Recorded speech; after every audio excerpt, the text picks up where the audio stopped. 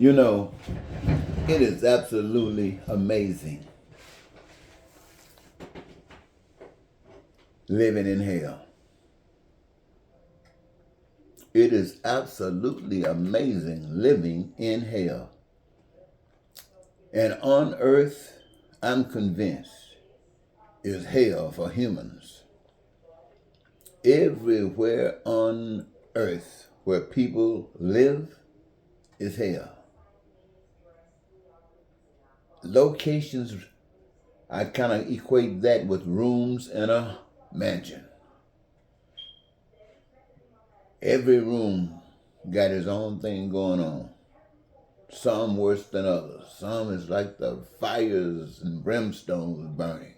Those where bombs are going off and people's property being destroyed and babies and old folks are being killed by men who say that they are powerful, that they are alpha and they don't mind killing. And they want what they want, and anybody that gets in their way must die, and they will kill them. And because people don't know the truth about death, they humble themselves and give in. You think about it, I'm listening to Democrats. I grew up as a Democrat. I understand what Democrats have to go through, what they've gone through. I know they're not perfect. I know they're crooked. I know about Republicans. I've watched them as well. And they are so crooked, I don't want to have anything to do with them. Now, by my efforts to see how to fix the situation, I have to see it for what it really is. And when I think about what the Republicans are saying from a Democratic perspective, I can't believe that these people can be so heartless. I cannot believe that they can be so cold. I cannot believe that they can be so evil and so blind. But be that as it may, that is what they give out to the rest of the public, especially the Democrats.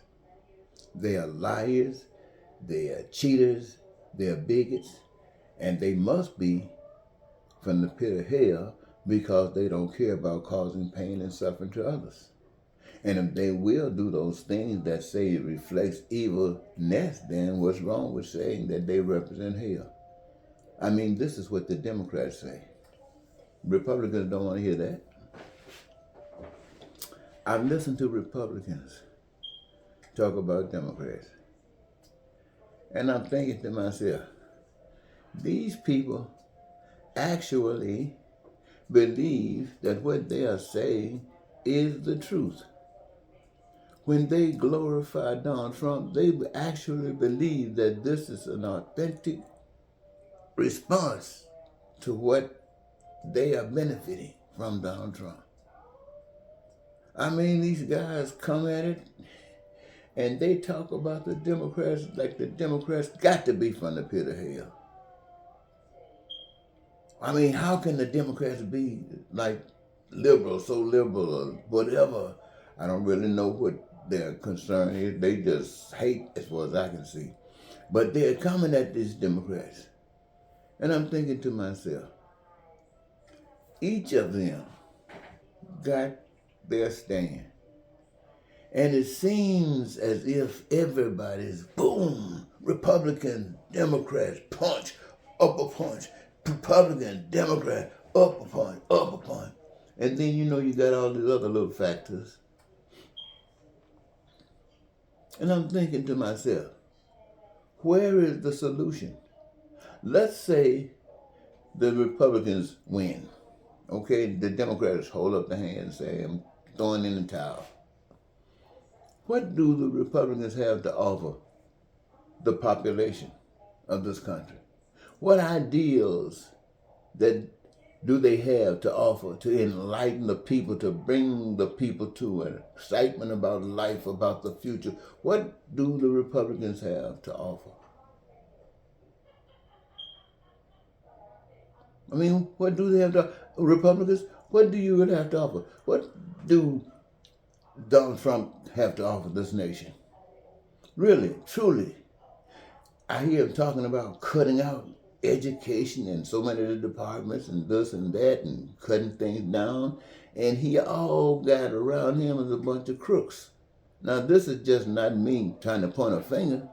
This is what the records indicate. Nothing but crooks. And we, the people, are supposed to believe that he cares about us, the people of this country. And we, the people of this country, must be asking ourselves, what kind of fools are we to be under the bondage of such as this? The truth of the matter is, something has happened, a mistake has happened. And really, the truth of the matter is, since nobody got a solution to this problem, then the people of this nation should have a recall. Recall to make sure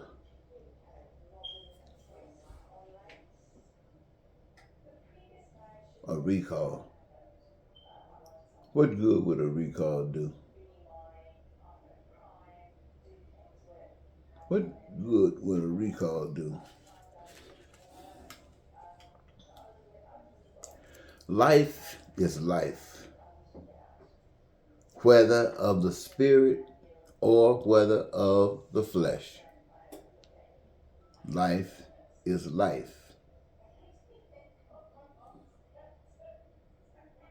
Heavenly is of the spirit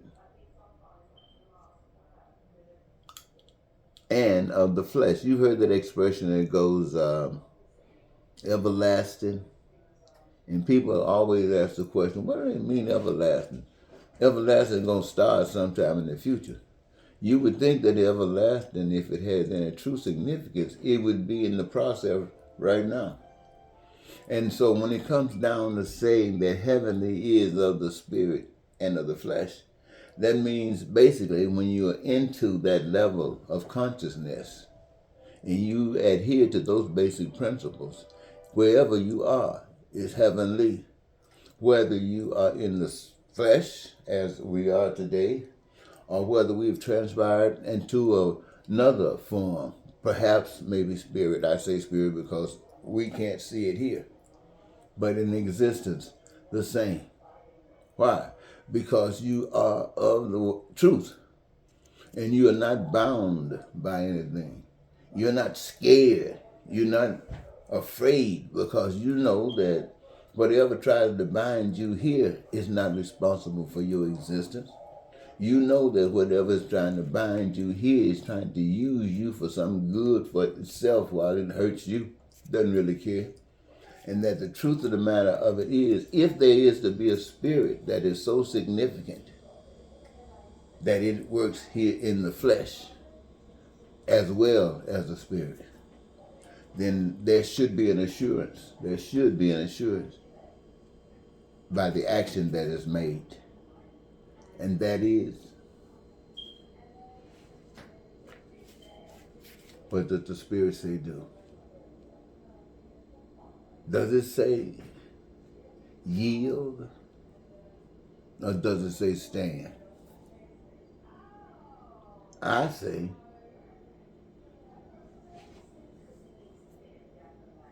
recall.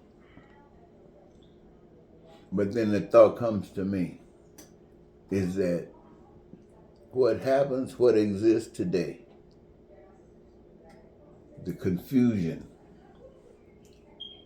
that exists today in America, that which I just got through describing about the Republicans, that which I described about the Democrats, that is a result of America. This is us.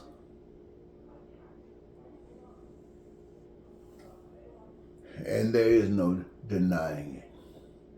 It's easy for me to sit here and say, let us change and let us not do this and let us do this and this and that. It's easy for me to say that.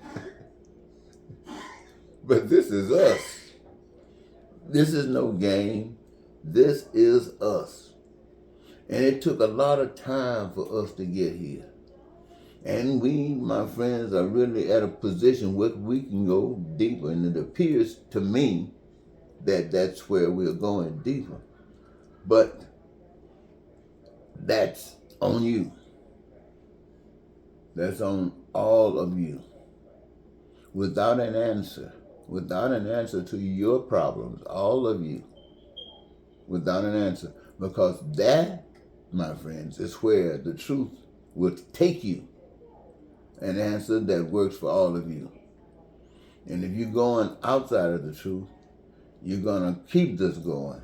And hey, it'll be on you. You can't let somebody say, well, why don't God stop this? Why don't he? Answer the question. Why don't God stop this? I ask you, why doesn't he? Why holding God up? Why you holding back? What? How could you? So what? Oh. You don't mean, why don't God use you to take care of the business? You mean, why don't God come in and take over and be your master and take care of you without you having to do anything? Oh, that's what you mean, huh? Oh, okay. Okay, well, we call that being trapped. That's like ignorance. That's like fear and deception. And that leads to death.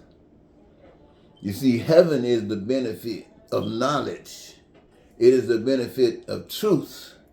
And it is the benefit of action.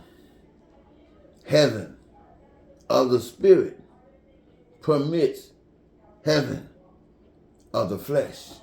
You get that? Heaven of the spirit permits heaven of the flesh. But fear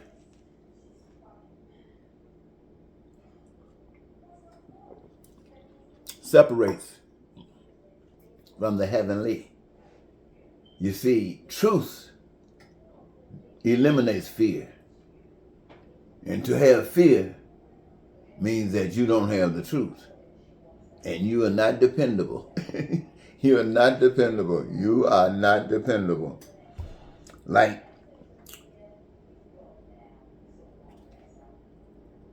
when I speak of Donald Trump, Donald Trump, to me, represents a movie I saw once, The Stand. You guys might be familiar with The Stand. And there's this guy in there, this character, who ends up representing the devil. You guys might have known, you know. And I see Trump acting just like him. And I see this guy, this devil in this movie, The Stand, how the people were possessed by this guy.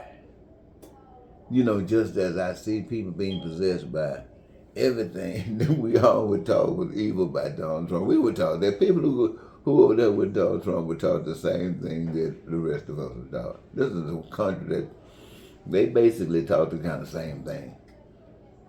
But, you know, we act like we want to act, but they're over there now acting like it doesn't mean a thing. Well, this is why I say to everybody to try God.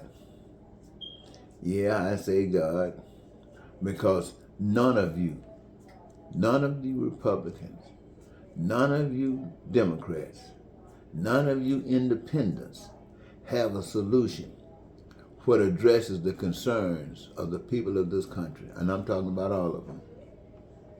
I'm talking about their needs, their wants, and their desires being met. None of you in this country got a solution to that.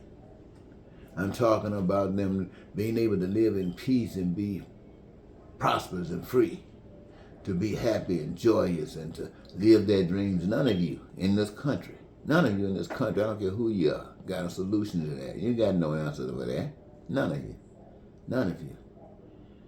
I mean, where these people, all of them, every last one of them, don't have to ever worry about those things that are essential for survival, such as food and clothing and shelter and education and health care and transportation and really anything that's made by the hands of man. No, I bet none of you got an answer for that. None of you got an answer for that. But you think you got something going on. I mean, what is your solution to that? And yet there is a solution. But since you don't have it, I'm no better than you. So I don't have the solution. But there is a solution. And since you nor I got the solution, and there is a solution, it's like the earth. It's here. We didn't have anything to do with it, but it's here. So there's a power outside of us. And there's a solution. You and I don't have it, but there it is right there. It must be outside of us. It could be, it must be that same power that got this earth here. And that power says that we are responsible.